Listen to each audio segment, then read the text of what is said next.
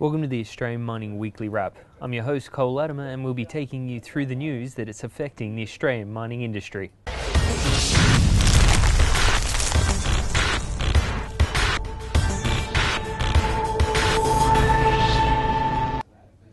Now the big news for the week has unsurprisingly been Julia Gillard's carbon tax. Now, as we reported last week in the AM wrap-up, it'll be set at 23 cents per tonne, and including this will also be a 6 cents per litre tax on diesel fuel, which is really bound to hit the mining industry quite hard as diesel is the lifeblood of the industry.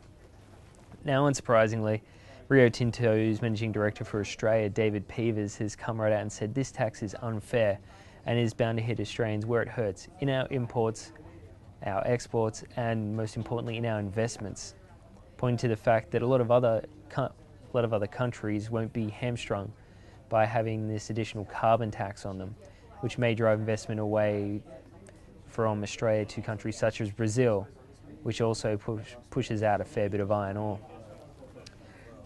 He said he's deeply concerned that the proposed carbon tax fails to shield Australia's export sector and leaves us at a disadvantage compared to international competitors. Now, Mitch Hooks hasn't really minced words. The MCA CEO said that the design of this new tax scheme is just wrong. He really hit out and said we have to be careful about imposing policy experiments on the Australian economy. Australia's mineral sector now faces significant additional costs not faced by our competitors, and they're worried that this may drive one of our biggest investors, China, right away from the country.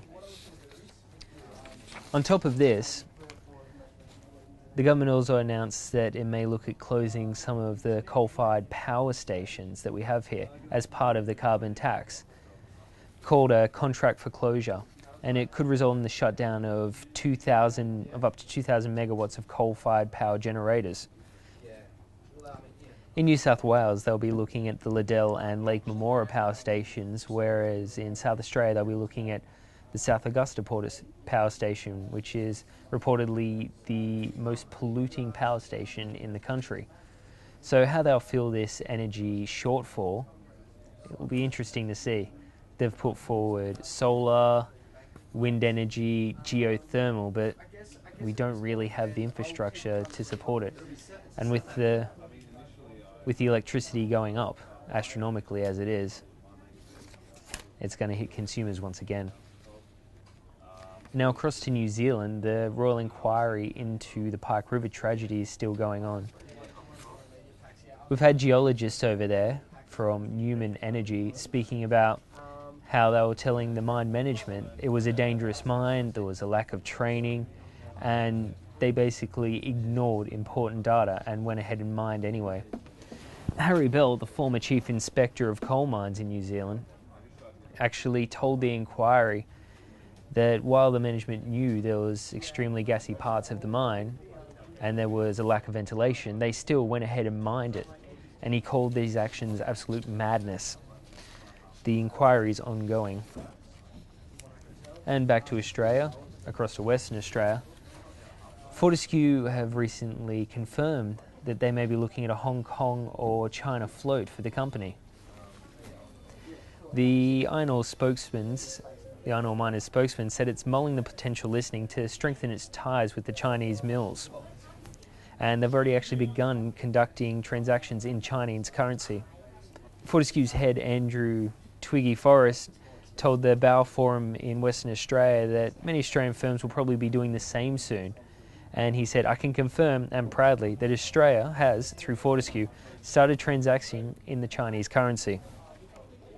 And in other Fortescue news, late last week, a contractor working at their iron ore loading facility in Port Hedland lost a leg and had his other leg crushed in an accident.